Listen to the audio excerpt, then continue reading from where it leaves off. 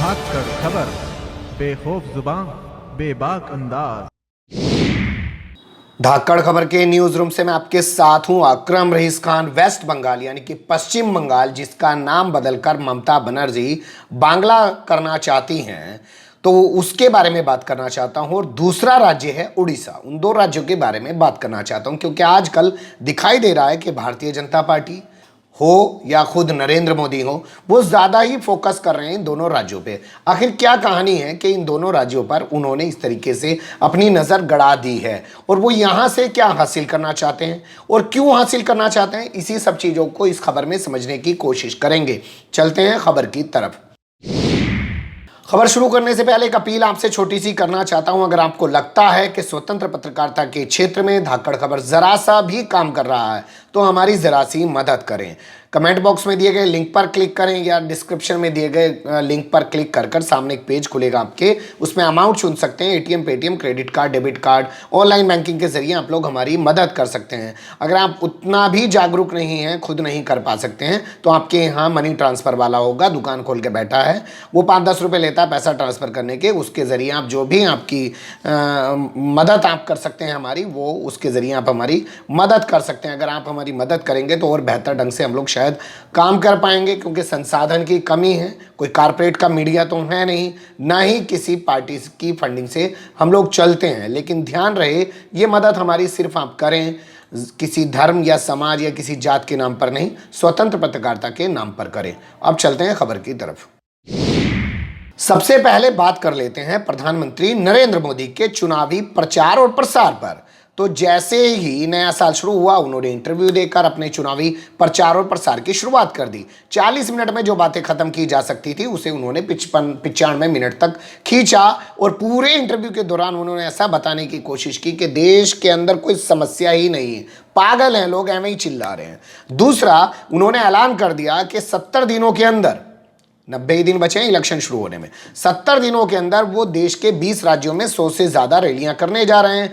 4 तारीख को पंजाब के गुरदासपुर में उन्होंने रैली कर अपने इस चुनावी प्रचार प्रसार का शंखनाद, उन्हीं की भाषा में बोले तो वो कर दिया। और उसके बाद अब वो यूपी, बिहार, पता नहीं हर स्टेट में करने जा रहे हैं। कहीं कांग्रेस उन पे फिल्म ना बनवा दे, इसकी भी उन्हें जल्दबाजी है। उन्हें लगता है, डर है कि एक फिल्म बनवाएगी तो हो सकता है उनको क्रिटिसाइज किया जाए उस फिल्म में, इसलिए वो खुद पर एक फिल्म भी बनवा रहे हैं। आरएसएस पर भी एक फिल्म पिछले कई साल से बन रही है, जो बनकर तैयार हो चुकी है, बताया जा रहा है सूत्रों के मुताबिक, और वो भी 2019 के चुनाव से पहले आ जाएगी। और उसमें बताया जाएगा कि आरएसएस कितना महान है, कितना देशभक्त है, देश के लिए उसने कितना खून बहा दिया है, और हिंदुत्व के लिए वो कितना बड़ा काम पूरी दुनिया में कर रहा है। यूपी और बिहार की स्थिति पर पहले चर्चा कर लेते हैं, तभी आप लोग वेस्ट बंगाल और उड़ीसा मतलब जिसे बोलते हैं हम, उसकी स्थिति को समझ पाएंगे। देखिए, 2014 के चुनाव में यूपी और बिहार से भारतीय जनता पार्टी को 93 सीटें मिलती। 80 सीटें यूपी में आती हैं, 40 सीटें बिहार में आती हैं। 71 सीटें मिली यूपी से और 22 सीटें मिली बिहार से, कुल मिला के 93 सीटें मिली।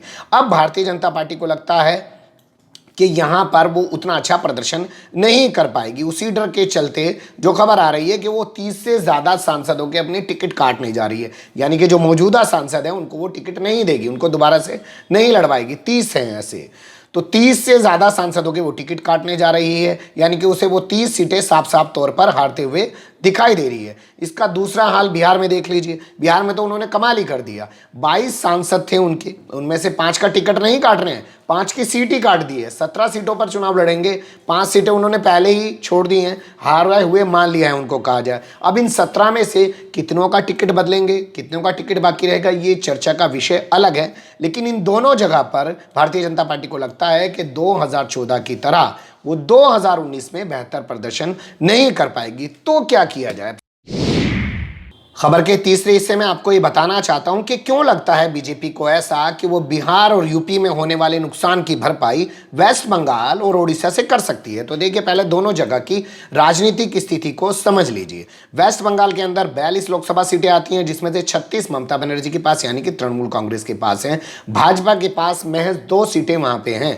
भाजपा को लगता है जितना पिछले कई सालों के दौरान उसने ममता बनर्जी को हिंदू विरोधी साबित करने में अपना एनर्जी लगाई है और भोंपू मीडिया को साथ मिलाया, हालांकि वो हिंदी भाषी मीडिया साथ मिला है। बांग्ला मीडिया को जब आप देखेंगे वहाँ पे ऐसी कोई तस्वीर नहीं मिलती है। तो बीजेपी को ये लगता है कि हम लोग अगर ऐसे ही ममता बनर्जी को हिंदू विरोधी साबित करते रहे तो हम यहाँ 30 सीटें जीत सकते हैं, 2 से 30, तो हमारी भरपाई हो सकती है। जो उत्तर प्रदेश में या बिहार में हमें नुकसान होगा उसकी भरपाई यहाँ से हो सकती है। इसलिए वो यहाँ पर रथ यात्रा कभी शुरू करते हैं, कभी रैली निकालते हैं, कभी ममता बनर्जी पे अटैक करते हैं। और उनका जो भोंपू मीडिया है, जो दलाल चाटुकार उसके दंगाई पत्रकार हैं, वो रोजाना हर खबर के अंदर वेस्ट बंगाल की मुखिया ममता बनर्जी पर हमला करते रहते हैं। दूसरी जो सबसे बड़ी वजह है बीजेपी का यहाँ पे फोकस रखने की, अभी जब वहाँ पंचायत चुनाव हुए थे तो उसमें भारी मात्रा में बीजेपी ने जो है पंचायत की सीटें जीती थी और दूसरी बड़ी पार्टी बनकर वो उभरी थी। तो उसे ये लगता है कि उसके पांव जो है मजबूत हो रहे हैं वेस्ट बंगाल के अंदर, और वो वेस्ट बंगाल में 2019 में काफ़ी बेहतर कर सकती है। इसी तरीके से हम लोग बात कर लेते हैं उड़ीसा की। उड़ीसा में 21 सीटें हैं, तो 42 वहाँ की और 21 यहाँ की, टोटल 63 सीटें इन दोनों स्टेट में हैं। इन 21 सीटों में से जब मोदी की लहर चल रही थी, मोदी की लहर में से 42 में से 2 ही जीत पाए थे वेस्ट बंगाल में, और यहाँ हाल देख लीजिए 21 में से सिर्फ 1 सीट जीत पाए थे। 20 सीटें बीजू जनता दल ने जीती थी, यानी कि नवीन पटनायक ने जीती थी, जो 18 साल से लगातार वहाँ के सीएम हैं। इतने लंबे टाइम से देश में अभी फिलहाल कोई सीएम बचा नहीं है, और एक व्यवहार उनका बड़ा अच्छा खासा है, उनके स्वभाव में खामोशी है। तुम उस खामोश तबीयत पे तंज मत करना, डॉक्टर नवाज अहमदी का एक शेर है, तुम उस खामोश तबीयत पे तंज मत करना। वो सोचता है बहुत और बोलता कम है। आपने कभी देखा नहीं होगा कि नवीन पटनायक किसी भड़काऊ भाषण देने में, किसी जोशीली बात करने में, वो लेकिन राजनीति में भी मंझे हुए हैं। 50 साल की उम्र में ज़रूर राजनीति में आए वो, लेकिन पिछले 18 साल का आप उनका जीवन देखेंगे तो वाकई में उन्होंने साबित किया कि वो नवीन पटनायक जो हैं वो बीजू पटनायक के वाकई में वारिस हैं, उत्तराधिकारी थे, और उन्होंने वो साबित करके दिखाया। तो इस उड़ीसा में बीजेपी को क्या लगता है कि वो 1 सीट से यहाँ 15-20 सीटों तक जा सकती है। क्यों? क्योंकि 18 साल से यहाँ सीएम पद पर बैठे हुए नवीन पटनायक के खिलाफ उसको एंटी इनकम्बेंसी का सामना करना पड़ सकता है। हालांकि 2018 के अंदर जो उपचुनाव हुए वेस्ट बंगाल में भी लोकसभा के और ओडिशा में भी, वहाँ पे भाजपा को मुँह की खानी पड़ी है, वो जीत नहीं पाई है, और ओडिशा में बीजू जनता दल की ही जीत हुई है, यानी कि नवीन पटनायक की जीत हुई है। लेकिन फिर भी भाजपा को लगता है कि वो यहाँ पे 15 से 20 सीटें जीत सकती है, क्योंकि 18 साल से यहाँ पे बैठे हुए हैं नवीन पटनायक। इसी वजह से जो सबसे बड़ी खबर आ रही है उस पर थोड़ा ध्यान दीजिए।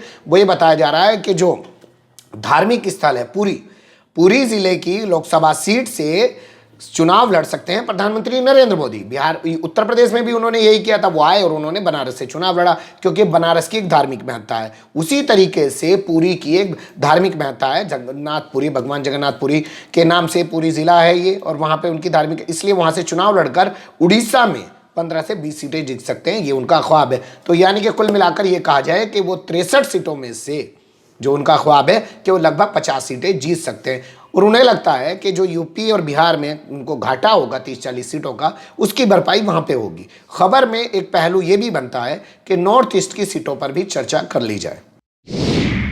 तो खबर के 4 नंबर हिस्से में हम लोग बात करते हैं नॉर्थ ईस्ट की सीटों की। देखिए, नॉर्थ ईस्ट में हमारे कई सारे स्टेट आते हैं, छोटे छोटे स्टेट हैं, जिनमें सबसे बड़ा मुझे लगता है आसाम, त्रिपुरा, अरुणाचल प्रदेश, मणिपुर, मेघालय और कई सारे स्टेट हैं। इन सभी स्टेट में मिलाकर कुल सीटें जो लोकसभा की बनती है वो 26। वर्तमान समय में 2014 के चुनाव के बाद भारतीय जनता पार्टी के हिस्से में यहाँ से करीब 11 सीटें हैं। क्लियर नहीं हो सकता है कोई मिस्टेक रही हो, उसके लिए माफी पहले ही चाहते हैं। भोंपू मीडिया के पत्रकार नहीं है, जो बोल देंगे उसी पे डटे रहे। 7 सीटें इनके पास यहाँ आसाम में है, और जगह पे मिला के इनके पास 4 सीटें हैं। 11 सीटें इनके पास है त्रिपुरा, मणिपुर और आसाम में फिलहाल इनकी स्थानीय सरकार चल रही है, यानी कि विधानसभा पर भी इनका कब्जा है 2014 के बाद से।